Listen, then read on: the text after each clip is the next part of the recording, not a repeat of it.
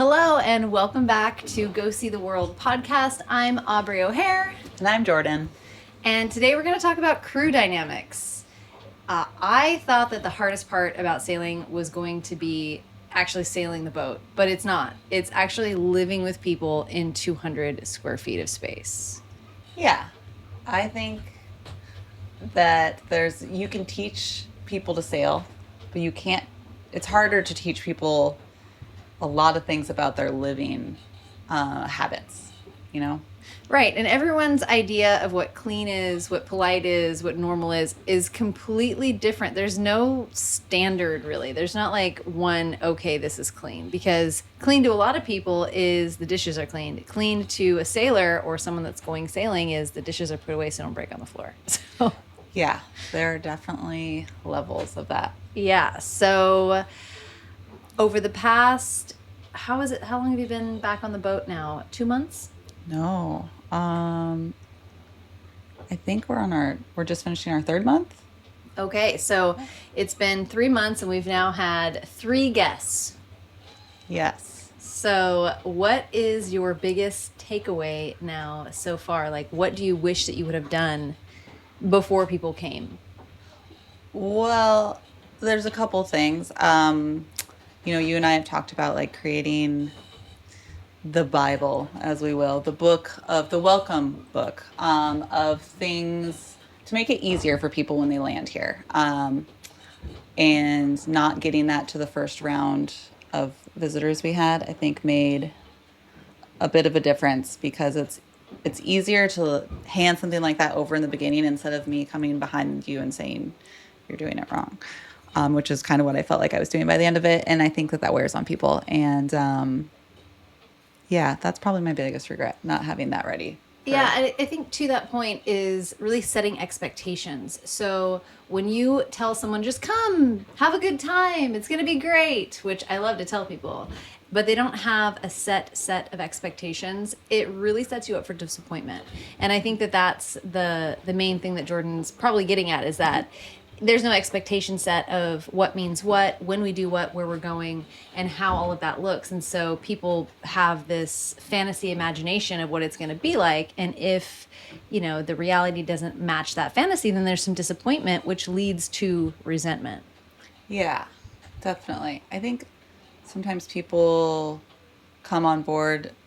There's different ones, but, sometimes they come on board and they just kind of expect it's going to be this amazing time. It's going to be life-changing. It's going to be kind of vacation-like. Things are just going to appear. Like they don't cost anybody's time or hard work. And that can be a little discouraging to the people here doing the hard work. Yeah, so you talk about this like Houdini or sailing Bible. What goes in that? What are the sections of that book in your mind? There are sections include cleanliness broken down by like kitchen expectations. If you use something, clean it, put it away. Bathroom cleanliness is very important because pretty much all of us share the one bathroom down on that side of the boat. And, so a lot of people are in there and that's very important. We've asked the men to sit to pee. I know that's a big point of contention for a lot of men because it seems feminine. But actually, a lot of men that I've known that are sailors or that have spent a lot of time on boats actually sit to pee because they've seen with a black light like what it looks like to not sit and pee. Yeah, also for underway, it's kind of dicey if you're in a small space. I would imagine. I don't know. I have never tried to stand and pee.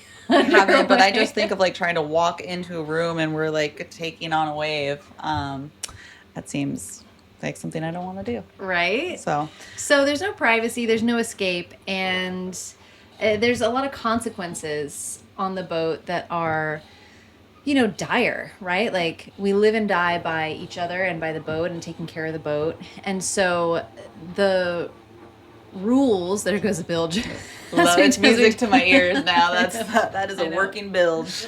Yeah, so there's it's a pressure cooker, and it really brings out who people really are very quickly, which I think can be really beautiful and build some really deep and long-lasting friendships. Mm-hmm. And sometimes it can, cause some explosions. And it's been really interesting for me to watch that over the last decade. So how do you feel about the no privacy thing? You have a man friend visiting right now.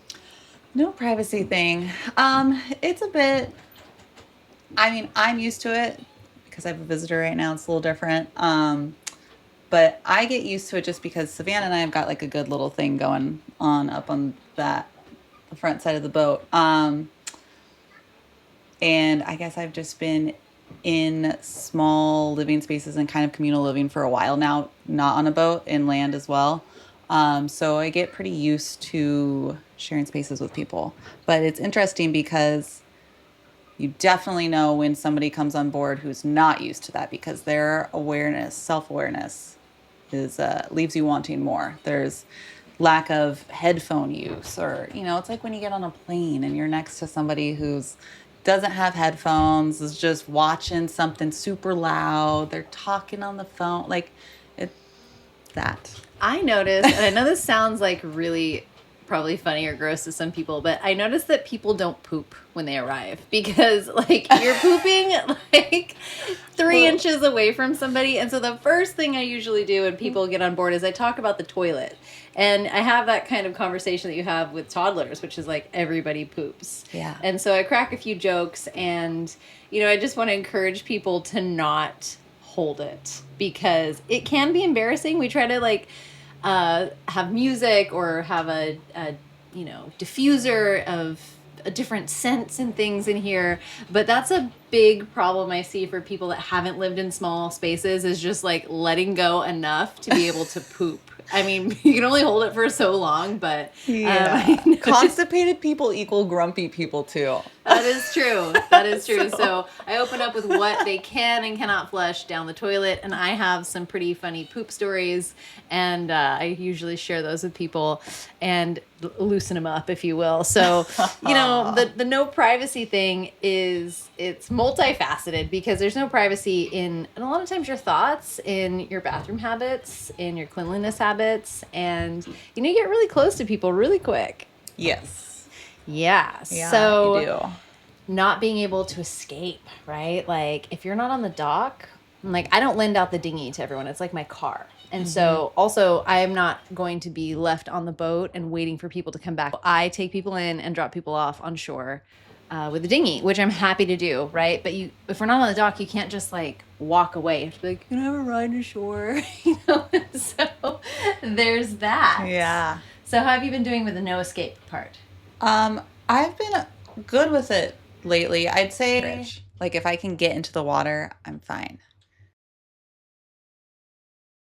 I get a little rough around the edges when it's like we've been on the boat for a handful of days and the water's gross. Like that last anchorage was not. I didn't want to swim in it. The last anchorage we were in, Saint Angel, and it was like you could see the shimmering glow in the water of fish scales and the beautiful glistening bladders of fish guts, like across the intestine bubbles. Yeah, I think there's some kind of like buoyancy thing for fish. Anyways, there was a lot of fish guts, and fish guts don't really gross me out, but I'm like, this is like chumming. I don't think I'm going to swim here, because if I were a shark, this is where I would be. Yeah, it wasn't that worried me. It was just gross, and I was a lot of garbage. And it was a lot of like plastic bags brushing by your foot and making you question, like, what was that? What was that? Yeah. And so that kind of makes me more like rough than not being able to get off the boat with the dinghy regularly. It's like, I just want to be able to swim.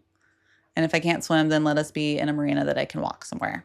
Yeah. So if I don't have to entertain anyone and I'm just by myself, I can stay alone on the boat for days. I start to feel guilty because I know everyone's getting like a little stir crazy, and I'm like, oh yeah, we'll go later, tomorrow, maybe the next day. And I'm just like, I'll tinker away on the boat for, a while. But yeah. And then the high consequence environment is something that, we all know, but we don't really talk about a lot. Like mistakes can really cost you on the boat, like injuries and, the safety of yourself and others. And so you have to communicate. Absolutely. That is very important. And we live by the rule jokingly, but seriously, see something, say something. might have coined that from TSA, but it it is true. See something, say something. If it's weird, if it's a question, whatever it is. I thought it was don't ask, don't tell. Nope, that is a military thing, and that's a little different. Oh, yeah. So character under pressure. And like we were talking about earlier, how people will really become more of who they are under certain types of pressure. We just had a female crew recently that departed that really highlighted that for me. It actually made me question myself a lot as a friend, as a captain, as a leader. She just really, she fell apart when I had any kind of suggestion. I dare say criticism, because it was like, you know what, maybe don't tie the line that way because the dinghy will float away, or maybe don't remove our cotter pins because we'll fall in when we grab the lifeline. And there was a lot of excuses and reasons. Well, I just did this because the cotter pin caught on my pants. And for me, like, my personal pet peeve in sailing with people is like, I don't care what your reason was. I don't want to hear about it. I don't want to know why. I just want you to take what I said, put it in your pocket, and don't forget it, because we're going to move on to the next thing. And so lots of excuses drive me absolutely mad. But yeah, so accountability is so important for me. Accountability, and then a beginner's mind when sailing with people and working with people. What about you? Yeah, I mean, all of that. I still just go back to like things that matter to. I'm fascinated by people's like hygiene habits and just like the thing, how they conduct themselves. I find myself watching people a lot more than they probably want to be watched in this tiny space. Are people flexible or fragile? That is a big question when we have people on the boat. Like, flexibility is huge, right? Plans change when you're sailing. You've got to be flexible. If you can't, like, go with the flow, it's going to be painful for you. And then if you are not taking it well, that kind of sullies the mood for the rest of the boat. Because that's the thing, too, is that when one person is having a not good time, or they're in a mood, that can so easily spread throughout the boat. I've watched that happen too. When you kind of need your hype man on the boat. That one person that's just like crew morale, that's just goofy and silly and super high energy, where you like almost want to strangle them, but you're happy that they're there because they always make the party. And then you want your like workhorse. The person's like, no, we got to finish that thing we started. We're not going to put this off until tomorrow. And then you have the person that is your planner or your, navigator that's kind of sailing the boat. And everyone kind of has their roles, or that, at least that's like my dream team, Yeah. Well, speaking of dream team, so we've been talking about snagging some more crew a little bit here and there for little bits and bobs of this journey we're on. Yeah, so we're on Find a Crew, and we are looking for ladies. And, after our last lady left, I was like, I don't know if I want to have any more people on board. It was a lot. There was, forgetting some medication that I didn't know was needed, and some personal problems that I didn't know were going on. And just a lot of things that made just like a soupy mess of really a chunk of the trip. And so I was like, I don't know. But then I started thinking about why I wanted to be out here to begin with. And that was to share it and to inspire and to enjoy it with other people, because sailing alone is really cool. Once you figure out you can do it, it's like, okay, now what? And that's kind of where I'm at. And I really want to share it with people. So yes, we have been on Find a Crew, and we've been looking for some travel ladies. Yes. So we've been talking about kind of coming up with like a couple more questions to add to our list of things that we've talked about with people beforehand. What's a red flag and a green flag for you?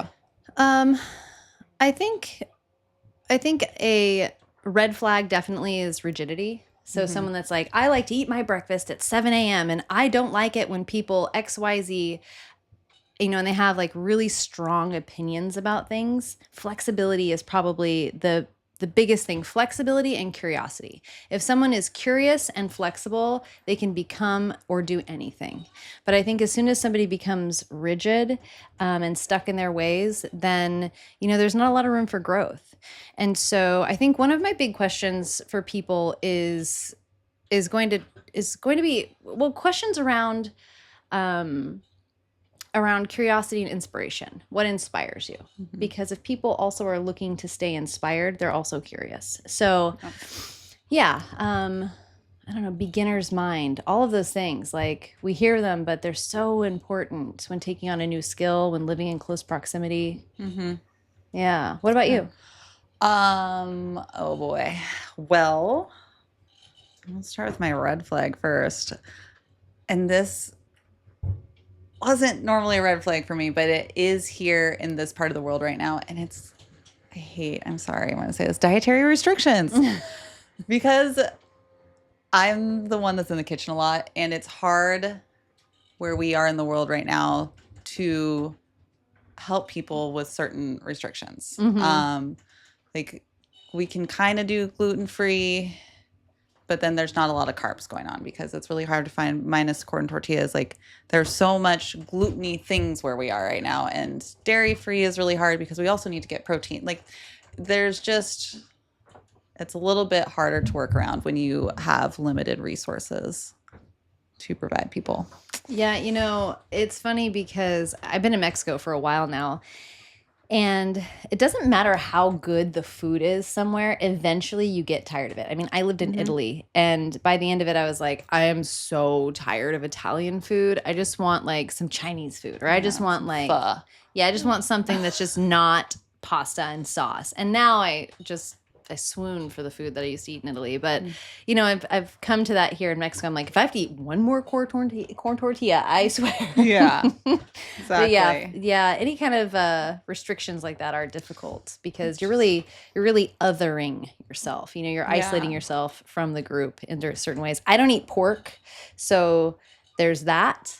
So I get it. Someone will have pork chops or some bacon something, and they're like, well, I made bacon wrap something. I'm like, oh, thanks. I never tell people, though. I never tell people that I don't eat pork. I just kind of like pick around. Like, I don't know how we'd even accommodate a vegan here right now because we don't really eat beans either because beans magical fruit. But I did go vegan here. I did, and I got pregnant. Yeah. No, I mean, I guess here, like certain parts of Mexico, yes, there are easy ways to do these things, but we're hopping from like Oxo to Tienda to empty fruteria. Like, I don't know what we're keeping people healthy on if they're vegan. Yeah. So that is my red flag. Long story long. My green flag is being down for the cause, like just stoked. They want to go on an adventure. They're totally cool that we decided to stay on anchor for a few more days. We've missed our weather window now, and we're going to go do something else for a few days while we wait for the next one. Just down for the cause, easy going.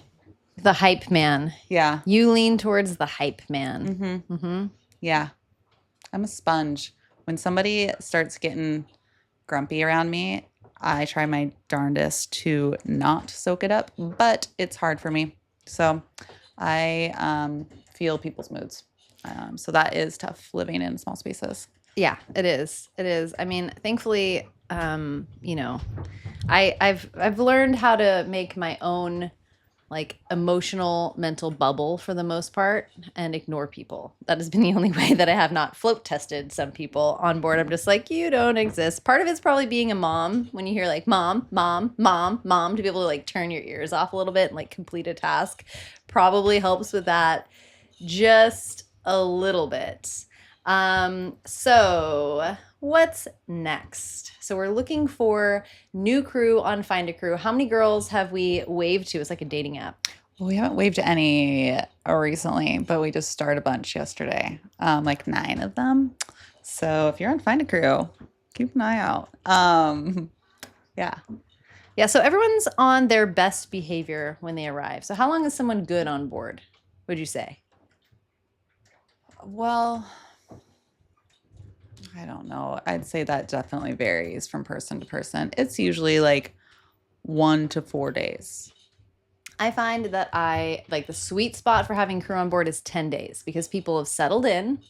They've gotten to experience it. And just when they start to get a little bit comfortable and resting on their laurels or, getting lazy or getting sassy, it's time to go. And then you can leave them with a whole bunch of really wonderful memories and no one pisses each other off. So that's kind of been my magic amount of days is 10 days. It's like vacation dating. Exactly. Everybody's on vacation. We're having a great time. And then vacation comes to an end and we're sad and we hug it out and then we go our separate ways. Yeah. And then we just have fondness. Yep.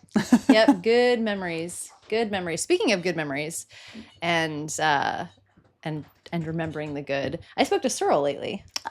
Oh, a little squirrel, huh? Mm-hmm. So for those of you that watch me over on Sailing the Sloan Star, which is the sailing channel, my long-term boyfriend Searle is now a captain of a big ship, and I'm super proud of him.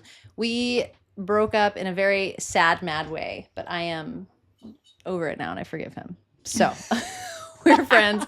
We've been chatting. We saw him in South Africa. We did. We got to squeeze him. He's good. We spent a lot of time together. He's a young guy. He's turning 30 actually this year. So, oh my God, yeah, such a baby. Yeah. So March he turns 30. So we're trying to get him to come out and help us with some electrical on the boat. Searle, if you're listening to this, yeah. Yeah. So it's nice to let someone go while you still love them. Yeah, so it's important. I think, and circling back to when you have crew on, I think, it's a big mistake that I've always made is leaving things really open-ended with people as crew and just being like, yeah, come forever. This is going to be so fun. Just leave when you want to leave, because it's right in there with expectations. People then have their expectation and then you're kind of getting to a point where you need to have an uncomfortable conversation. But it's better to put a time limit on it and then ask someone to stay longer. Yeah, Then ask someone, so hey, I packed your shit. Yeah, I think of that funny spoof song with Lady Gaga and Justin Timberlake, and she walks in later and she's eating cereal and she's like, "So you're still here, huh?" That yeah, is exactly. Yep, it's kind of like that. I'm a big girl now, so I've gotten better at having those hard conversations. But in the middle and in the beginning, I would really just suffer it out for a long time before asking people to leave. Yeah, so we are putting together our Houdini Bible, and I think we should make that available to people. Maybe a download. Absolutely. I mean, it translates to lots of boat life stuff. Yeah, lots of boat life stuff. Even maybe some other things too that I'm not thinking of quite yet, employees. Internships. Camp counselors. Right? So go over to sailingthesloanstar.com and sign up for our newsletter. And we will keep you up to date on that idea as it formulates. Yeah. So if you're thinking of joining a boat or bringing someone aboard, I think that the most important thing is to definitely set those expectations for people before they arrive. And that's going to mitigate a lot of disappointment. Yes.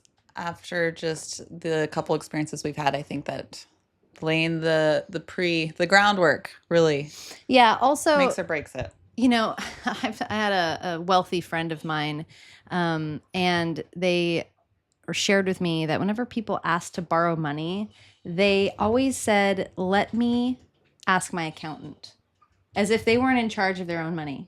And so they're like, let me see. Yeah, I'd love to. Let me talk to my accountant and see if I can do that. Right.